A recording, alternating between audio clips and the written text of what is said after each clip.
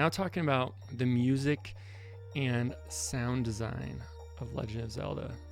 You've probably heard of him if you're a fan of Nintendo. If you haven't heard of him, he's Koji Kondo. He has made so much amazing music. Go look him up and listen to some of his music right now. Pause.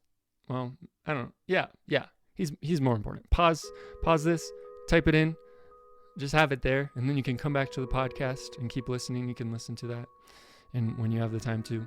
So with Legend of Zelda, I found it kind of interesting to find out that there were really only 5 main music tracks, which makes sense, like when you think about it, because cartridge games, they were pretty limited. It wasn't like the cartridges now where you can have like terabytes of storage on a little mini micro SD card, but it was pretty limited. So they had 5 main music tracks. And along with that, they also had the world map was kind of this whole like tile set. You could see it all at once. And there's images. I might, if I put this on YouTube, I might throw a little image of that map up there.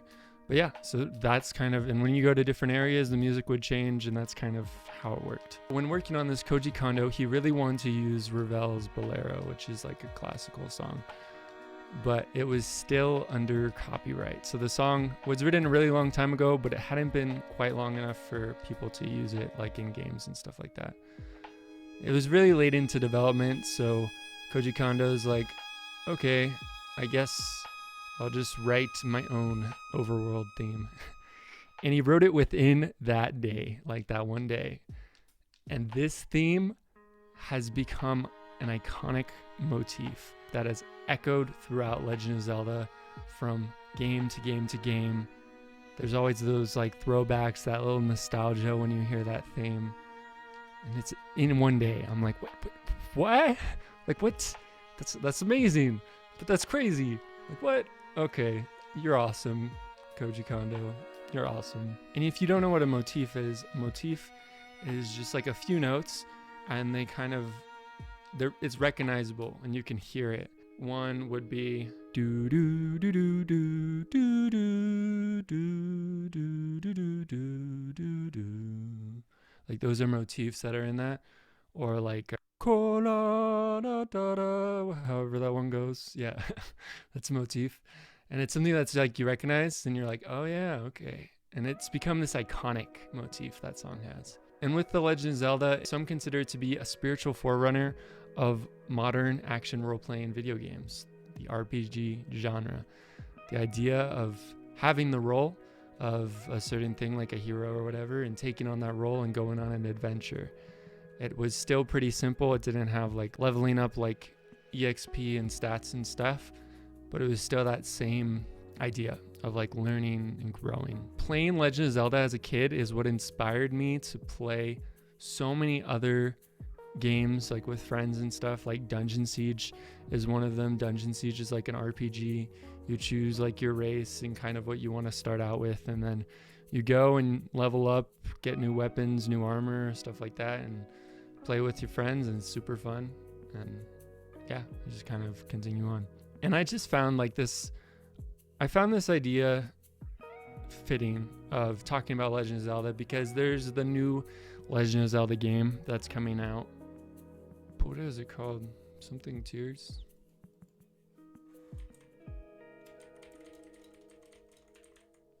Oh yeah. Legend of Zelda Tears of the Kingdom. It is a sequel to Breath of the Wild, and they are expanding upon that idea of a non-linear game even more so. That you don't just have the world that you're walking on, but you also have the sky, and you can go up there and you can explore the sky too, and there's like a sky kingdom and stuff, and you can fly down from the sky to the ground and go back up and just explore and explore and explore, find new items, level up, get new armor, boss fights, all that good stuff.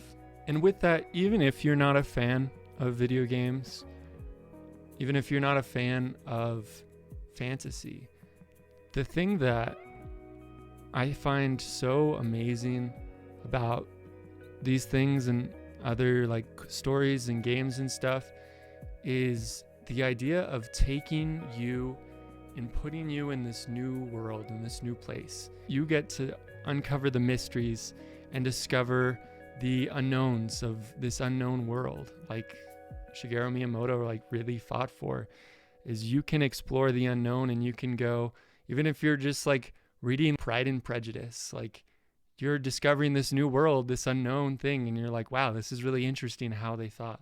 And that's why I find like books, manga, movies, animation, whatever, so interesting, because you get to discover this unknown thing and you get to experience it. And it's created by so many amazing people that love these things and want you to be a part of this world that they're creating. And that's something that I want to do too. So hope to do more with that in the future. But I just wanted to close with some thoughts from Austin Kleon's book, Steal Like an Artist. Oh man, I hit the mic. I'm sorry. So he talks about climbing your own family tree, your like creative family tree. And he says, seeing yourself as part of a creative lineage will help you feel less alone as you start making your own stuff. I hang on to pictures of my favorite artists in my studio. They're like friendly ghosts. I like that. It reminds me of like Harry Potter, like with Dumbledore. He has all the other headmasters up there. It's like, hey, inspire me. I can almost feel them pushing me forward as I'm hunched over my desk. The great thing about dead or remote masters is that they can't refuse you as an apprentice. You can learn whatever you want from them.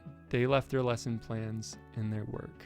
And that kind of ties into this podcast and like looking at animation and video games and creativity, the creative process, tons of other nerdy stuff.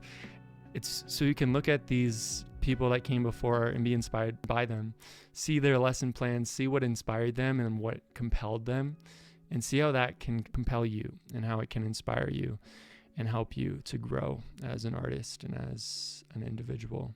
Thank you so much for joining. Let me know, like through email or in the comments, if there's an animated movie or game or story or Dungeons and Dragons thing or something fantasy related, whatever, that you want me to talk about, and like I'll see if I can talk about it. We're gonna have different people on, and if you want to be on the podcast, just let me know, and trying to set up a system for that.